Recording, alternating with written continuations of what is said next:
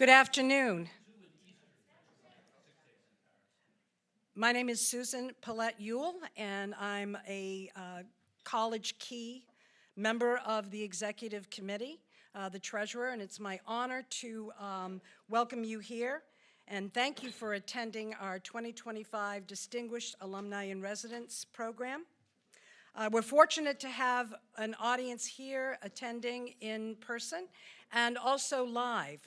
This is being streamed, and it will be recorded so that you can go back on and take a look. We also have a capability for those of you online to go right below the streaming link. There's a little bobcat head, and you go down there and there's a link to click that you can add your questions. And hopefully we'll have as much time as possible at the end to ask Marnie some questions. If you put those in the, click on the link, you'll have your questions in there. So the College Key. Who are we? What do we do? Probably one of the best kept secrets of support for students at Bates that I've heard of. The College Key, if you may know about 501c3 organizations, it is a separate entity from Bates College.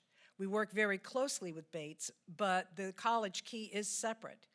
And, you know, one of the things that we do is we aren't in conflict with regular development for the college. We have small but very powerful support gifts and scholarships for the students on campus. I was just talking with some of the folks from the Purposeful Work, and there are about 500 students, I think, that could use and apply for Purposeful Work scholarships. We're able, the Key, through your help, we're able to fund about 100 of those. And you know, those gifts go from helping students to travel to their internships, helping them to cost out what it would be to go to the intern or the interview. And those are very interesting scholarships that we do. We also recognize Bates students who are outstanding examples of alumni and faculty. We also support the general welfare of the college through academic and student life programs, much like this Distinguished Alumni in Residence program. The College Key runs successfully because of the loyal commitment and support of our alumni who are members. It's a $30 fee right now to be a member of the Key, and these special contributions all help with the purposeful work. As I said, the College Key, while not part of Bates, works very closely with Bates. And we'd like to thank our liaisons from Bates, Justin Fortier, who's the Assistant Director of Alumni Engagement, and Marianne Cowan, who's the Senior Associate Director at the Center for Purposeful Work, for their assistance and expertise in helping this program work. Yes. The Distinguished Alumni in Residence program was established in 2003 by the College Key to bring alumni of note to campus to interact with students and faculty. The DAIR speakers usually give a lecture, attend classes, and meet with students individually and with group sessions. Our distinguished alumna and speaker today is Marnie Cochran, the class of 1990. And parent of two Bates graduates, Tom, class of 22, and Kay, class of 24. Marnie is the executive editor at Random House. After majoring in English and graduating from Bates in 1990, she attended the University of Denver summer publishing program. She embarked on a progressively successful career, and I'm sure that included balancing a personal life, which we're going to be privileged to hear Monny share with us this morning. Someone I know who's in this field, when I told him that we were going to be having this special session here with an editor from Random, said, you know, behind every great writer is a great editor. And Bates recognizes that this DAIR celebration is an annual celebration of College Key to celebrate a distinguished alumni who shares their story with students and alumni from their time on campus and throughout their career. Please join us in welcoming the very embodiment of that recognition, your College Key Distinguished Alumni in Residence 2025 awardee, Marnie Patterson Cochran.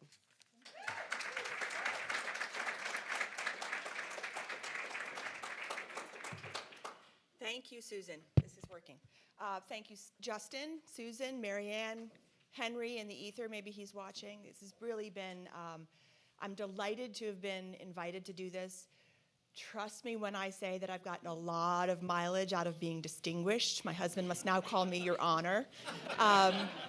Kids are a little tired of that. And this is, it fills up my happy meter to come back here. Over the years, I've come back a number of times, obviously because I have two, wait for it, great kids that graduated from here. Kay last year as a psych major, and Tom 2 years ago as a history major. This is Tom's fiance, Anna. They're getting married in 26, so the Bates cycle continues. So I've come up for almost all of my my reunions, parents' weekends, back to Bates weekends, which was very nice of them to conflate in the last couple of years, and graduations. And I'll be back for my 35th this June. So again, it's just terrific to be back with you. So I've been asked to speak about, as you said, my career, how Bates prepared me for that career, a very quick overview of the trajectory of it, and because I've met with some students this morning, I know there's interest in sort of what my day looks like. Also, how to get into publishing. I don't know, how many students do we have here? I don't know, a couple anyway. Good. So that will be directed at you. If you have questions at any point, raise your hand. I'm happy to be interrupted. I can yammer on, and someone will have to do this at the end anyway. Let me just start with the top line, what I am now. I work for Penguin Random House, and I'm the executive editor of the Rodale List, which is an imprint of Penguin Random House. Penguin Random House has 300 imprints, okay? So let's put it in perspective. I'm a cog in the wheel, and I manage a team of editors, and we do something specific, which I'll get to in a second. Penguin Random House is the largest trade publisher in the world, trade meaning books you'd buy at Barnes & Noble, not textbooks, et cetera, but children's books, travel guides, dictionaries, novels, memoirs, biography, et cetera. We were formed in 2013, I think. Random House was started in 1927 and Penguin in 1935. So it was big news, at least in the industry, when we merged, making us the biggest in 2013. I was there at the time. You know, mergers, lots of them over the course of my career, always a little uncomfortable, right? But this has been a very happy marriage of two big companies. Let's see. What's important to know, I think, big picture, is that Penguin Random House is the biggest of the big five. There used to be six, because they were one as well, and we were one of the other. I was Random House always, on the Random House side. The big five are HarperCollins, Penguin Random House, Macmillan, Simon & Schuster, and Hachette. The thing I wanted to mention about Hachette is that I've had a couple other jobs, a couple other companies over time. They're both owned by Hachette now. I mean, it's just it's an industry of folding into one another and getting economies of scale, said the bean counters, right? So it is a very changed industry in my time, my 35 years in it, which I'll get to too, because I think the changes are actually pretty fascinating and keep us on our toes. So Rodale. Rodale is exclusively a nonfiction publisher. Actually, Penguin Random House bought Rodale 10 years ago. And as you can see, we are a destination for visionary and practical nonfiction that helps and inspire people to improve their lives. Yes, I had something to do with this dorky mission statement. We publish nonfiction by cutting-edge experts and innovators in their fields of health, fitness, diet, self-improvement, financial wellness, career advancement, relationships, parenting, spirituality, cooking, and lifestyle. Many of our books are prescriptive nonfiction, so like they solve a problem. Your kid has been diagnosed with something, you go looking for that book. We also publish a good number of memoirs and sometimes celebrities who are experts in their chosen field, we publish them too. So there's a real variety, but the commonality is nonfiction always. And there are some of the books that we've published in the last couple of years, just as a pretty backdrop while I talk about how I got there. Okay, so maybe I haven't, yeah. I was an English major, and Sweet Lou Turlish was my thesis advisor. As you know, maybe he passed last year. I love that he's reading Marianne Robinson's Housekeeping. We read that in his class. I went to Sweet Lou, which I'm just going to call him Sweet Lou because everybody did, fall of my senior year, and I said, I want to write the great American novel. I want to be in creative fiction, creative writing, and I remember him as being kind of dubious and very nice about it, and said, yeah, you and everybody else, and maybe we could focus it a bit, Marnie. Maybe we could, bring it down in scale a little. And so I remembered that he had told us. I took modern American literature with him, which at the time meant F. Scott Fitzgerald and Hemingway and all the not so modern guys now. But I remembered that he had told us that F. Scott Fitzgerald had died before he finished his last book, which was called The Last Tycoon. And I said, maybe I could finish it. And he went, oh my God. And he pointed me toward the fact that F. Scott Fitzgerald and Hemingway actually shared an editor, a guy named Maxwell Perkins, who was an absolute legend in my industry. And Perkins and Fitzgerald had a correspondence, good old-fashioned typewriter correspondence that was published. And so I could read those letters and know what Fitzgerald intended for the end of the book. And I could also look at Fitzgerald's notes, which had been also published. And he was amazing. He actually mapped out, almost calendar-like, in blocks, what was going to happen, who was introduced in this chapter, what would happen, how the drama would come and go. So I had a roadmap. And the trick was then to write in his style. I don't think that I haven't looked at it. I haven't been able to go back and read it. I know where it is, but Lou passed me. I did well, and I remember that spring being in the career services. What do we call it? Office of Career Services on Fry Street, next to Moulton. And I'm sure my father extolled me and said I had to go there, and I went and I told some nice woman there what I was doing for my thesis, and she said, maybe you should consider book publishing. That's kind of what you're doing. But this was really a light bulb. This is not to suggest that it's easy just to fall into a career, but I just tumbled in, and she steered me right. She suggested to me that I apply to something called the Denver, there was a number of them at the time. There was one at Radcliffe, Stanford, Howard, Columbia, and Denver. And I thought, Colorado in the summer, yeah, I'm in. A 4-week program. Then Denver still actually has this program, and the deadline is May 1 for applications. And you know what? Poor Lou. We'll put this back. University of Denver said you should go. It's a month-long exposure to book publishing. Radcliffe's at the time was also a magazine, so it was 8 weeks. I wanted to do a shorter term. I had a lease in Boston that I needed to start paying for. And it was amazing. I get lots of calls from Bates juniors, seniors, this morning a freshman, saying, what should I do to get ready? And I always recommend one of these programs. Denver in particular, their mission is to expose you through 4 weeks of workshopping: editorial, marketing, publicity, and sales. In between, you go to bookstores and you meet booksellers, and you go to a printing press and you watch how they actually do it. It's different now. And you eat lunch and dinner with the people who've come to lecture. So I was sitting with a guy who was a sales director at Simon Schuster, and he said, what do you want to do? And I said, I want to be an editor, and I have to move to Boston. He said, you should send your resume to, and that was my first job at Houghton Mifflin Company in Boston. So Denver is this wonderful money up front for networking, okay? They'll get you a job. In fact, when I go looking for a new assistant or a new team member, I call them first. Who do you have? Who's hungry? Who did this over the summer? Who impressed you? So let's go very quickly over that. I was at Houghton Mifflin for about 8 years working for a guy who I'm still in touch with. He was a mentor. He wanted to teach me as much as I wanted to learn. And I remember my interview. I said, I can't type. I mean, Lou Turlish could tell you that, all the whiteout over I could not type. I don't really read books. In fact, until I got into Houghton Mifflin, I hadn't really read a book that wasn't assigned to me. I just wasn't a reader. I didn't identify as a reader. I came from a family of readers, and that's what they did, and that's not what I did. But I really am jazzed by what I learned in Denver, and I really want to learn, and I will give you 2 years of my life, and I will work harder than anybody. He said, okay, you're hired.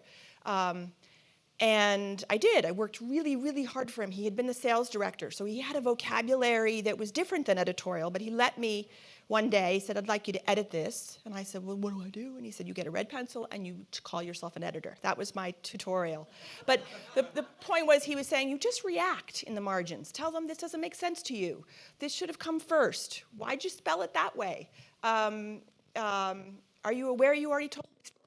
That kind of a comment in the margin. So I was off and running. And after about 8 years, I went to a place called the Perseus Books Group, which is in now part of Hachette, and so is Houghton Mifflin.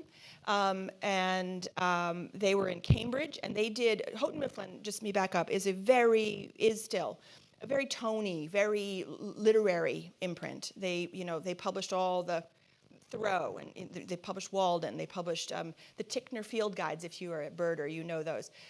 They were very, very literary, that's the way I'm going to put it. And I was not. And I was doing books for them that were one-offs and weird. I happened to be making a lot of money for the company, but I did a book, for instance, a coffee table book on Fenway Park. A workout journal, Spiral Bound. Boy, the production people didn't know what to do with that one. I did the best American sports writing. Started that there because Houghton Mifflin had the best American fiction and short stories and nonfiction, so we expanded it. I did a lot of weird, to them, nonfiction. And so when I jumped over to Perseus Books Group that only did nonfiction, I kind of felt at home. It was I became a senior editor there, and I was doing mostly prescriptive nonfiction. I stayed there for about 9 years, and then I got a call.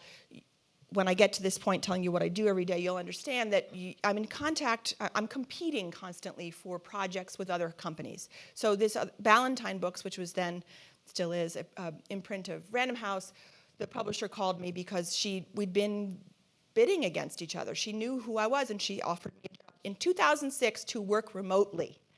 And I said, well, I'm kind of a people person. I'm not sure how this is going to work out. And she said, let's give it a try. We'll have a test run. I didn't hear then that it was a test run. We were really trying this out. If it didn't work, I was out. 2006, I painted a corner of our attic, put a desk there, got some Wi-Fi, and I set up shop. And I went down and back to New York about once or twice a month just to see colleagues and to meet agents, which I'll also get to, and to take meetings with authors, many of whom were in New York. I was at Ballantine for about 8 or 9 years. The math isn't going to add up here, but I did, I think. And I moved over to the imprint called Harmony Rodale, which does only nonfiction. Ballantine does all the big fiction that you might read. They're enormous. They also do nonfiction, but it just, again, didn't quite feel like that was my jam, that these were not my people. Moved over to the Harmony Rodale list, which is where I've been since 2016.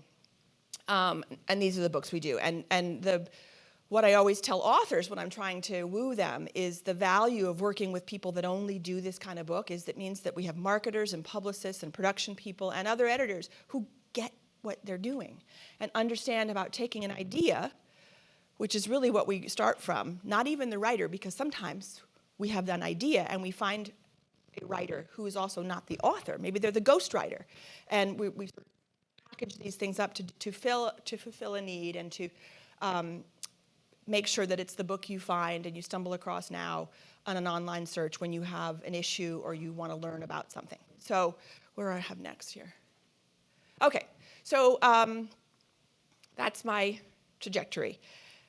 A lot has changed since 1990 when I started. A ton has changed. And at every pressure point, every touch point along the way when things have changed dramatically, we publishers get really nervous and we're going to die and nobody's going to buy books anymore. And in fact, as I want to talk about here, each time there's been an innovation, we've just gotten bigger. So in 1990, we had independent bookstores, Borders, who remembers Borders books, right? Libraries, Airport, like W.H. Smith, Barnes & Noble was just starting, and wholesalers. Barnes & Noble was this terrifying conglomerate. They didn't hand books in bookstores and tell you, oh, you like that one? You should, this is a staff pick. They did, everything was digital and it was inventory management and it was about numbers and they were soulless. God, we thought they were just soulless. But here's the thing. In 1990, I'm just going to spitball this because the New York Times bestseller list is a good barometer of how a book is. If you're number one on the New York Times bestseller list, in 1990, I'm making this up sort of, but let's say that book, it's a barometer of how much you've sold in the last 7 days. Let's say that's 10,000 copies for the number one book. Now, last week, the number one was 75,000 copies. This is because of more places to buy books, more people who identify as readers because we're giving them other formats. Now, of course, we've got Amazon, which is where more than 80% of sales go these days. Barnes & Noble still kicking, but we've also got Costco and Sam's. By the way, Barnes & Noble's our sweet little indie now, like imagine compared to Amazon.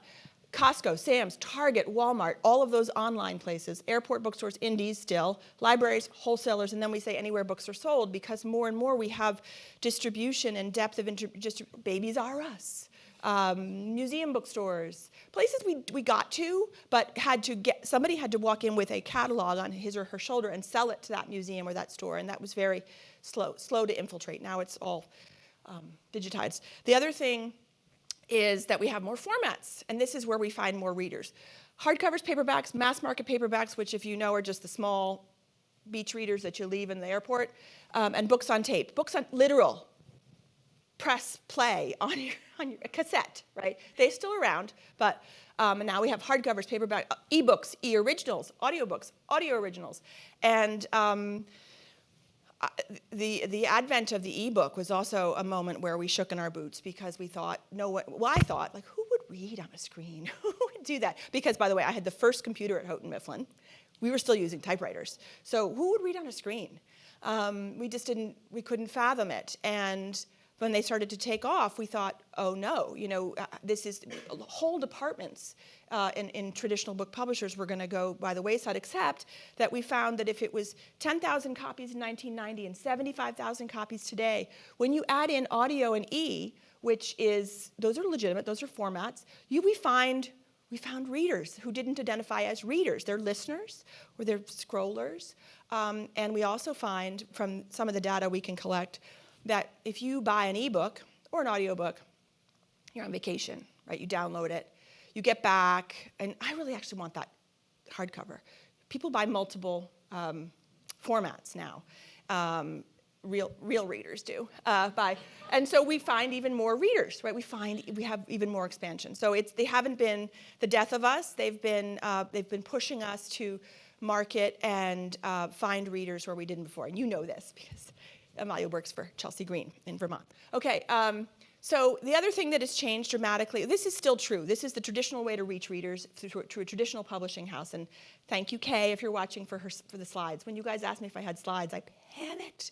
I don't do slides, but my 22-year-old daughter created these last night.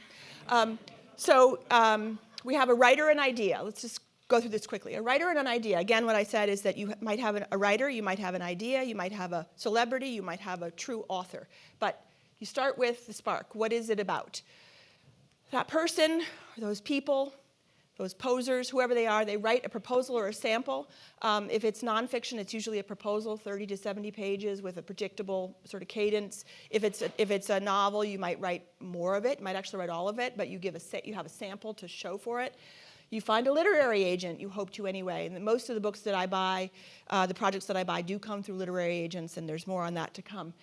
They pitch it to me. They pitch it to the editor. So the literary agent acts really as sort of a scout and a first editor in a lot of ways because they're helping to refine the proposal before it comes to me. And they know me or my colleagues, and they know what I might or may not be looking for, or the kind of stuff, the buzzwords they should use in that proposal to get my attention because I'm a sucker and predictable. And then I say I buy it. Let's say I win at the auction. There's usually an auction. I win this project. I develop that manuscript. From the moment I buy it to the moment you find it on bookstores, it's usually about 2 years. So I'm going to live with this for at least a year, maybe 18 months before it starts to go on to other departments downstream of me or upstream of me, like edit design, which is page design and cover design, all the design. Then it goes to marketing and publicity and distribution. These are sales, marketing, and publicity. These teams get involved when I have a finished manuscript and they can read it and they can start to think, okay, this is for readers of that. If they like that, they'll like this. And they start their engines. That gets sold through the distribution channels to bookstores and libraries and finally to readers. Okay, it takes a long time. Now, And that's still how we do it mostly. But now you can also have an idea, download some technology, have a social media platform, and self-publish. And that's almost instant. I mean, you can do it. And it doesn't mean it's quality. It doesn't mean it's not quality either. This is the latest innovation that has had us shaking in our boots. But I think what I feel deeply is that the social media platform that a person brings, it's their brand, right? It's their readership. These are new levers that we can pull as publishers to try to find people who are interested in that person who has this idea and now has a book to sell. It doesn't mean, just having millions of followers doesn't mean you're going to have millions of readers. You have to convert those followers into readers, and it's a very small percentage. But it's still, if you have 3 million followers, I'm interested in you because maybe I can sell 30,000 copies. And so the social media platform, I'm watching it all the time now. That's where literary agents are getting their new ideas, their new clients, because these are people who have figured out a way to communicate in a way that keeps people coming back. So they are sort of the strainer for us, the new strainer. And so I'm not afraid of these things. I think they're great. I think self-publishing can be fantastic, and there's some great stories. Have you ever had Lisa Genova here to speak? Okay, she was 2 years younger than me, and she wrote Still Alice and every book about neuroscience. She was valedictorian here, and she got a PhD in neuroscience, and she writes these wonderful novels about neurological issues, the characters have them. I think, if I have this right, I'm just going to tell it, and she can tell me I'm wrong. She self-published Still Alice because she couldn't get a literary agent or an editor interested. That's the best book she's ever written, I think. It's fantastic. It was made into a movie with Alec Baldwin and Julianne Moore, red hair. But as I understand it, the National Alzheimer's Association, president of that group, read it. She sent it to him or her, and said, people need to read this, and opened doors for her, and off she went. So self-publishing can be great. You can do incredible quality. I like to think, however, that all those things that we do, you're not doing those things for yourself. So the book, except in Lisa's situation, or somebody who's really, has written something rich, the book is a product in the self-publishing scenario. It's sort of an extension of my brand. It's a new calling card. I'm going to push it for a couple of weeks. I'm going to move on to supplements. I don't know. People do this. So it's a new way of bringing yourself to market. It's not bad. I'm sort of neutral on it. But as I say, there's some real good data mining that we can do and some author mining that we do. Okay, so that brings me to trying to give you a quick overview of what I do every day and why you shouldn't self-publish, but you should come traditional, right? Because this is the value that I provide. I just had a meeting with a couple of students, and they asked me that question: what do you do all day? And the answer is now. I'm in a lot of meetings, of course. Everyone's in a lot of meetings. But I wake up every day and think, what do I really have to do? Okay, I'll do that tomorrow, because I just put it off, because there's really no hard and fast, right? I mean, the printer can wait a day. Things can wait a day. We can make up that time elsewhere. But it's really about, I'm reading proposals. I'm deliberating about what I want to try to chase. I'm negotiating contracts and terms with literary agents. I'm meeting now, mostly Zoom and on phone with literary agents, just to see what they have coming that I might be interested in. I'm editing, although those are days where I need to just go dark and focus. But I'm editing, and I'm editing with my team, so I have a number of editors that work for me, so I'm helping them problem solve or appearing on a screen to talk to their author and try to get them to like that cover or whatever it is. I'm talking to cover designers, interior layout designers. I'm pitching, I'm trying, 4 times a year I have to go to a big meeting and launch my new list, my new offering, which is me standing behind a lectern and describing in 4 minutes or less what this book is, what's the hole it fills, what we're going to do for marketing and publicity that's going to make people walk into stores and find it. So I'm preparing those presentations. I'm giving those presentations. I'm talking to those departments, marketing, publicity, sales, to give them, make sure they have what they need, make sure they really understand. And also, fundamentally, I am the advocate and sponsor for the author. So I kind of play both sides. I need to say, all right, look, we have skin in the game. We've paid a lot of money or a little money, but we've paid money for this. And so we have to do what, and you came to us because you want our expertise. You have to let us do what we know how to do, within reason, because you also have a vision, and you have a brand maybe, and you need to protect, and you don't want us to cheapen it in any way. So I'm trying to be that bridge, trying to make sure that the messaging works for everybody, but fundamentally trying to make that idea into the most commercial version of itself that it can be, all the while trying to make sure that we're not overstepping and pushing the author into a territory that he or she doesn't want to be. What do I have next? Okay, so I don't even know what the time is, but I touched on a lot of these things. I think it's really important for students here and for anybody who wants to get into publishing to think outside of the editorial box.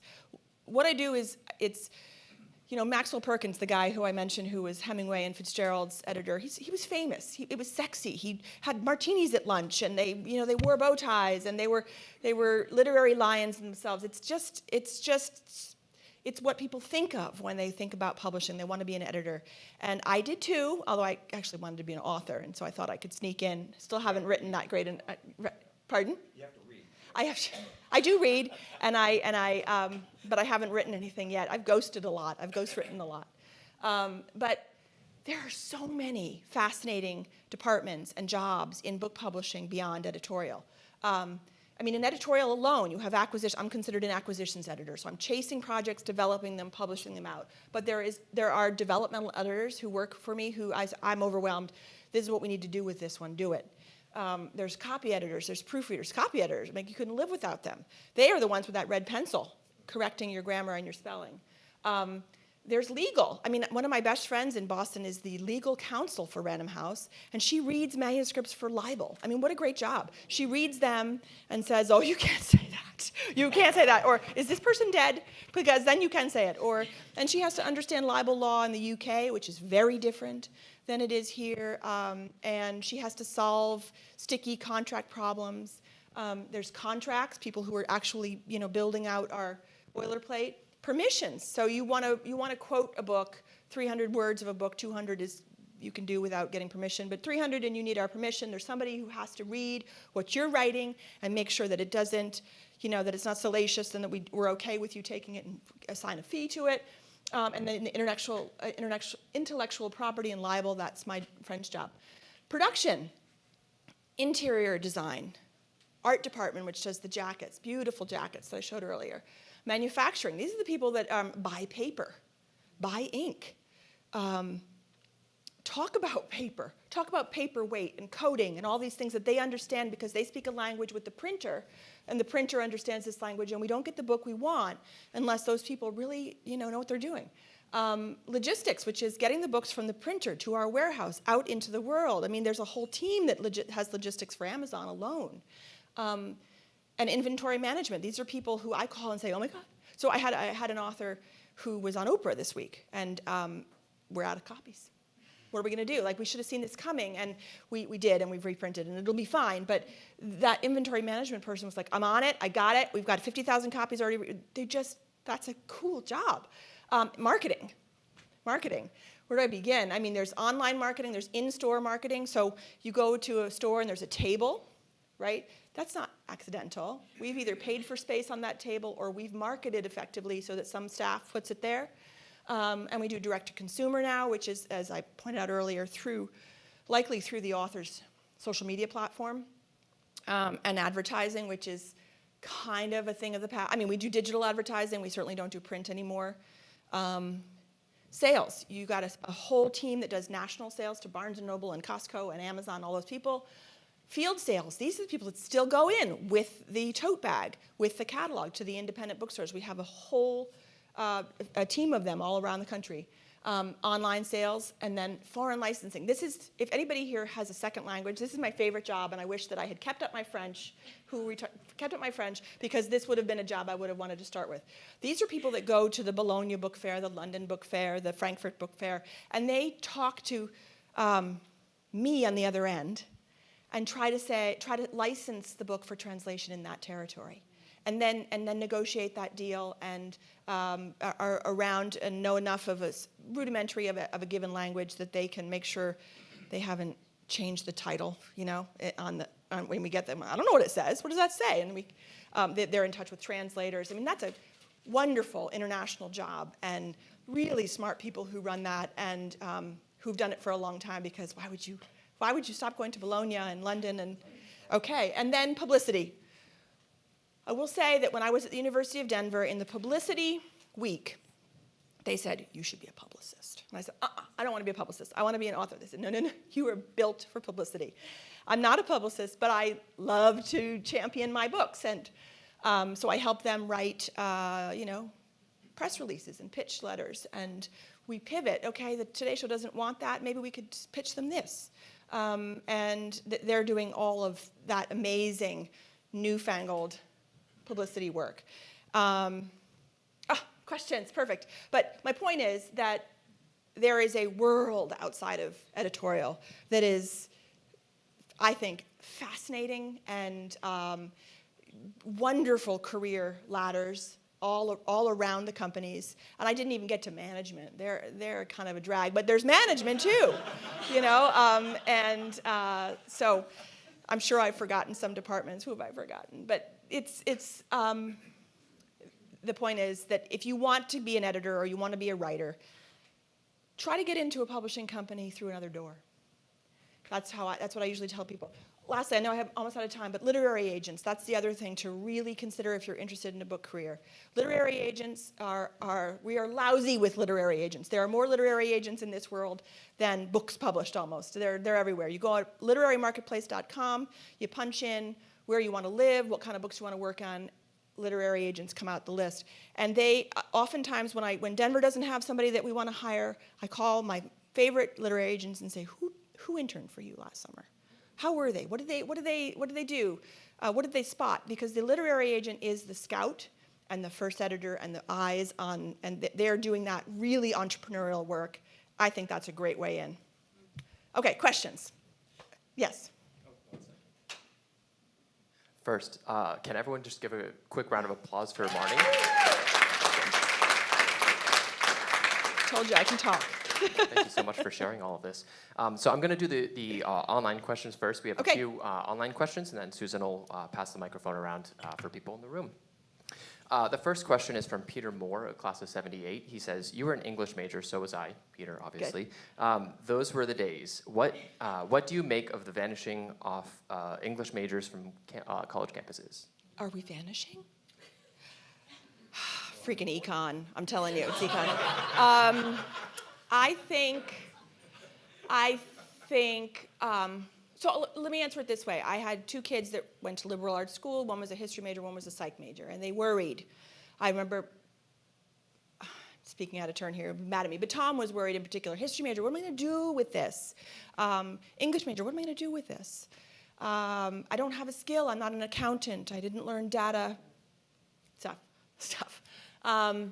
I think that I'm a big defender of the English major, the history major, the psych major, whatever it is, because and what I think Bates gave me is just the ability to think of what the question should be. That's all. Because I couldn't type, didn't read, and didn't really know what I was doing. But I just wanted to ask questions. And I think that's a little glib, a little flip, but it is, I think, somebody coming out of this kind of education with an English major, I think they've learned how to read, how to discern what's good writing, what's interesting writing, what's is brand new writing, they just have a skill set that they aren't even aware. So I think more people should be English majors, but I would hire somebody who's a chem major.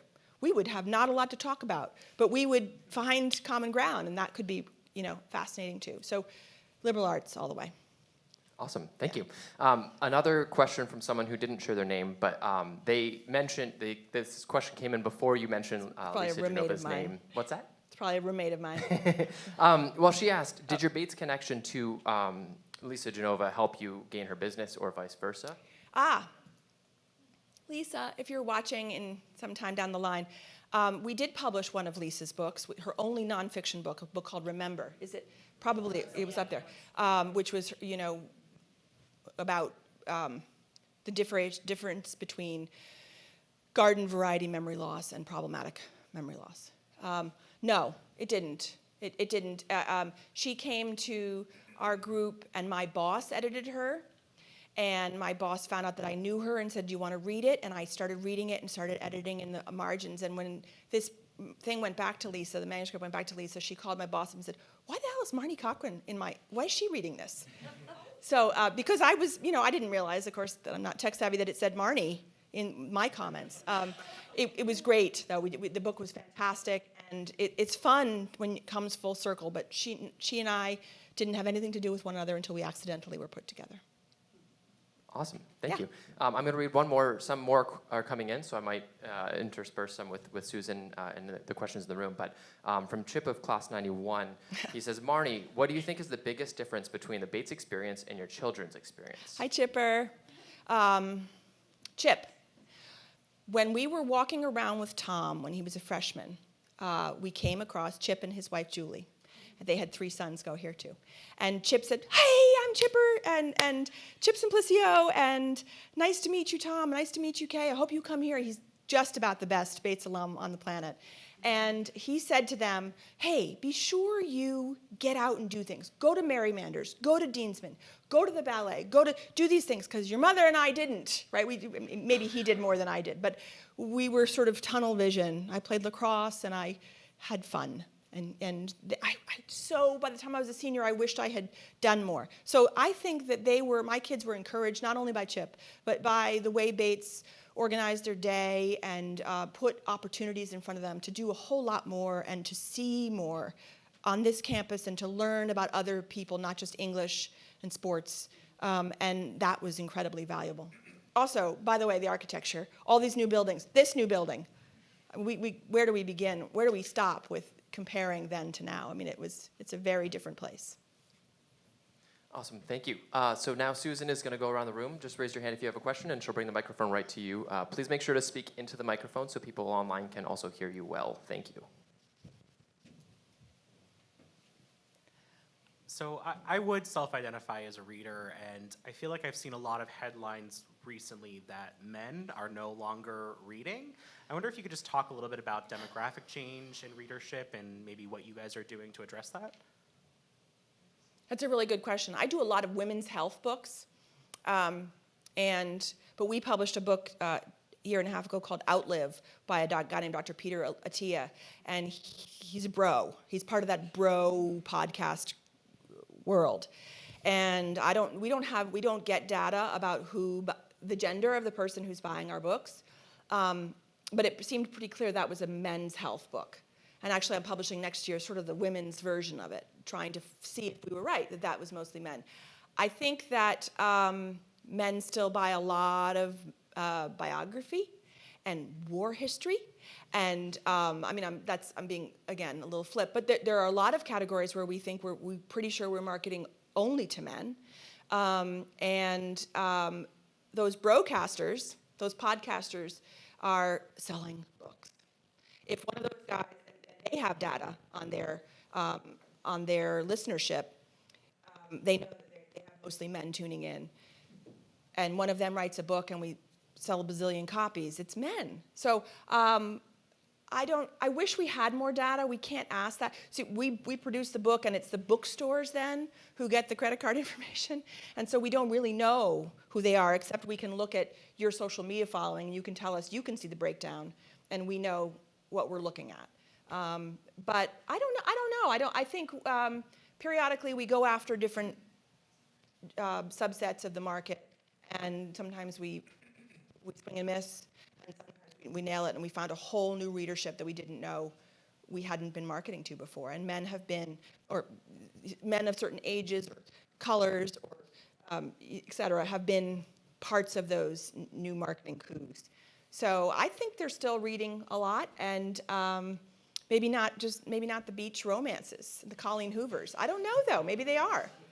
Colleen Hoover, by the way, another self-published author to start, and now she runs the business.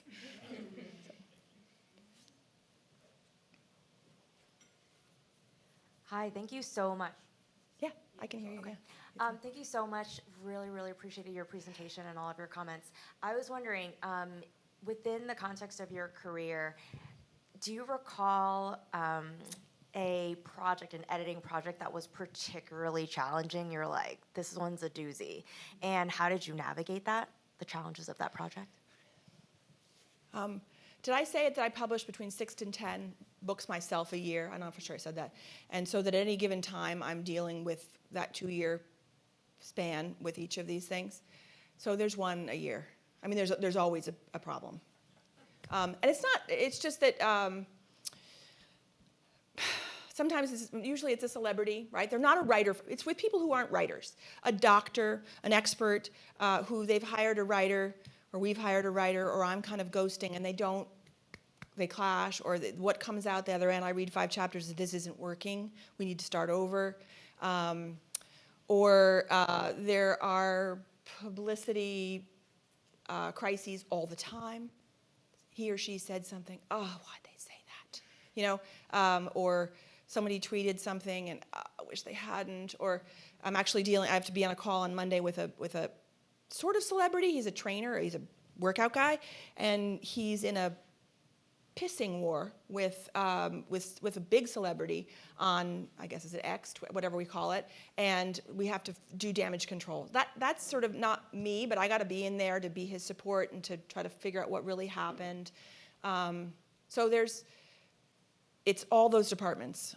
The crises happen all the time. But there's been some really happy doozies, like really successful books that we thought we weren't able to salvage, and we managed it, and then they went on and they touched a nerve, and so it all evens out. Yes, Dean Hiss.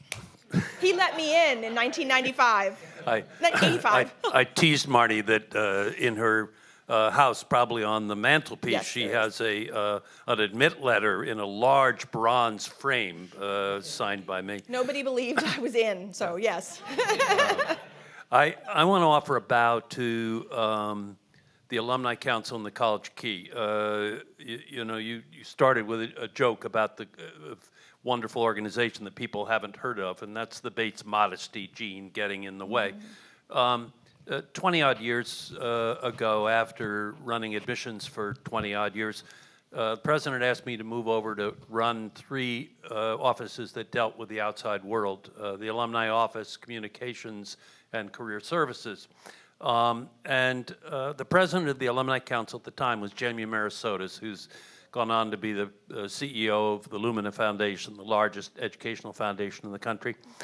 And we came up with a couple of crackpot ideas, which we pitched to the College Key. One was called the Coat Fund, and that has now merged over into student services.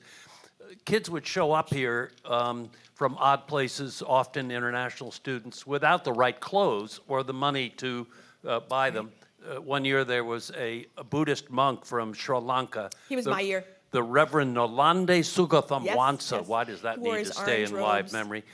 Who showed up in light orange cotton robes and flip-flops, the first week of September. But he needed a a little coat. while later, Dean Reese had fitted him out with an electric purple ski jacket and LL Bean boots, and still the robes underneath it all.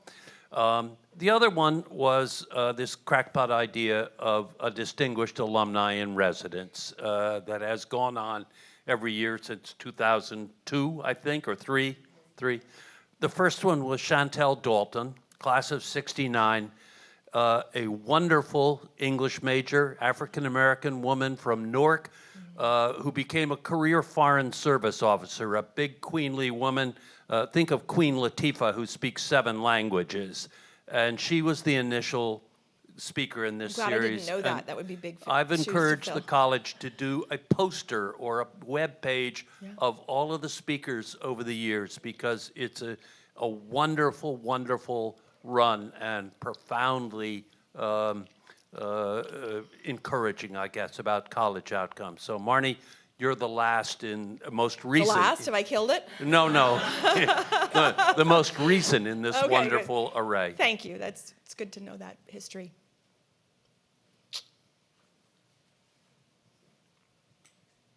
Hi. I was wondering if you could talk a little bit about the acquisitions conversations, if there's a team meeting where you discuss proposals together. Yeah. Because I think those differing perspectives from different editors are valuable and interesting. For sure. And this is where working with only nonfiction editors really comes through, because we have a weekly editorial meeting where we are supposed to have distributed proposals that we want to be considered the day before, so you have time to read, but often you don't, so you're just winging it and telling people what you're going to have them read tonight. And then it's a discussion about its merits, our worries, the opportunities, and having, it's all the editors, it's all the assistants, a marketing director sits in, a publicity director sits in, the publisher sits in, and the foreign rights people sit in. And we're reporting, so we're discussing books every week and then trying to go out and buy them and then talking about ones we won or lost at the next week. But it's an invaluable meeting, and it's become a better meeting because it's now, if you give people time to read it, they actually have something to say, something smart to say, or not. They say, I'm recusing myself and know nothing about this. Or they say, I know nothing about this and I learned a lot. And it was really interesting. And so we're all just reacting to one another as average readers. That's what we're trying to do, is just be an average reader. And do I get it? Do I want to keep reading? And we also have basically daily access to a meeting where we would, if we need money to buy something. So let's say there's an auction happening and it came up fast and something's a hot commodity.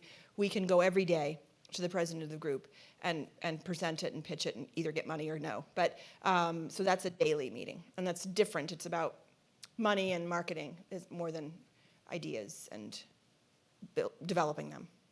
Do you do the same thing, Chelsea? I was curious how it was different. Yeah, same-ish? Pretty similar.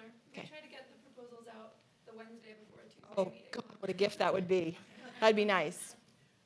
I'm going to bring that to them. Hey, Marnie. Hi, Wynn. Great to see you. You too. Great to have you back.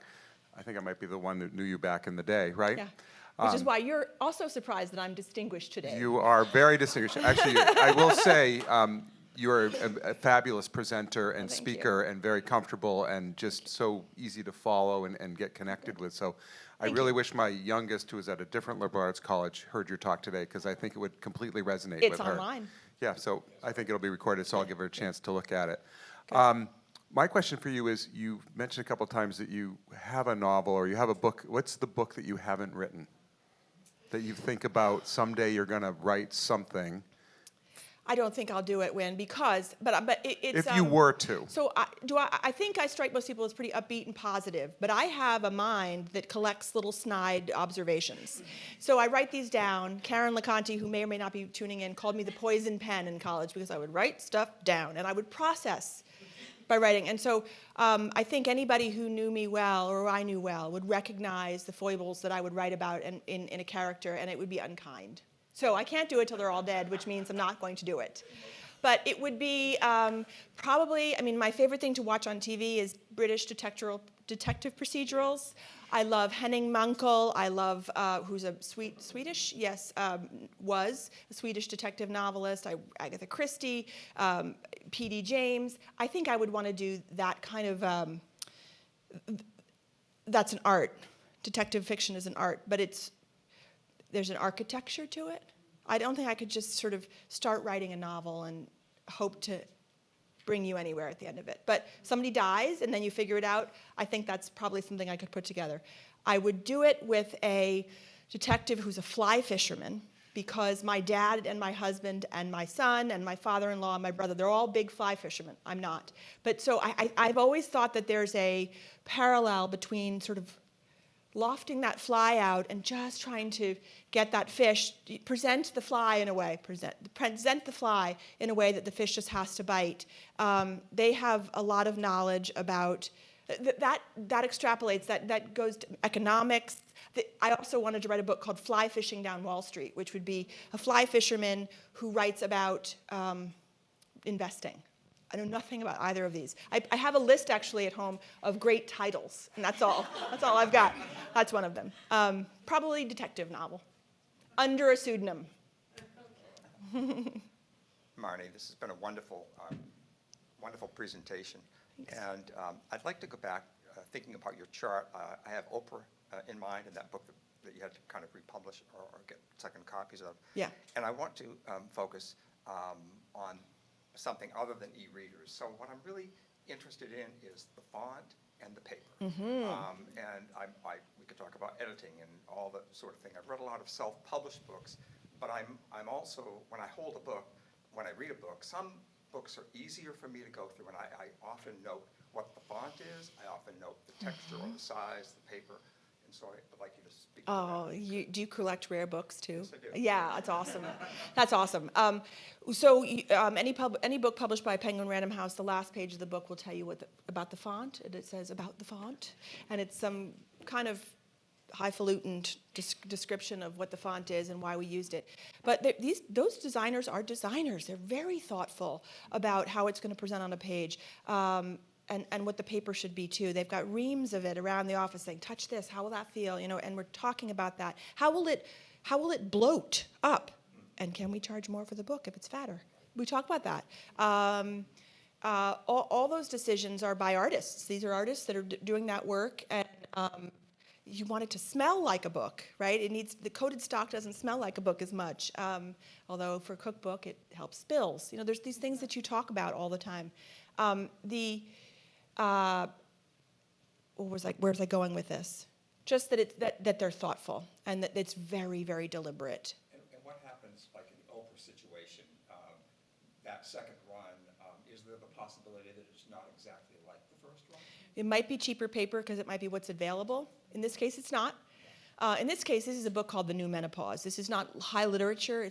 And Oprah did a big special 2 nights ago on menopause, and my author doctor was there, and so there's a huge run on her books. It was already doing very, very well, so we had lots of copies, and she's exacting. So we weren't going to chintz on the paper for that, but it does happen, but not the font. The other story I wanted to tell you is that there was we published a book called How to ADHD last year by Jessica McCabe, who has ADHD, and she said, look, the page design really matters to me because I'm ADHD and you can't put it all squinched up on that page. So we actually designed a fatter book with more white and more space and bigger and boxes and arrows and things that just worked for her mind. And all the reviews said, wow, they got it right because they bothered to create it for the reader, and that experience. And so that 36 extra pages, it was 2 or 3 signatures of paper extra, and we didn't charge more for it. We decided we needed to do this for the book, even though that's very expensive extra paper. And it worked, and that was deliberate because the designers were so thoughtful about it.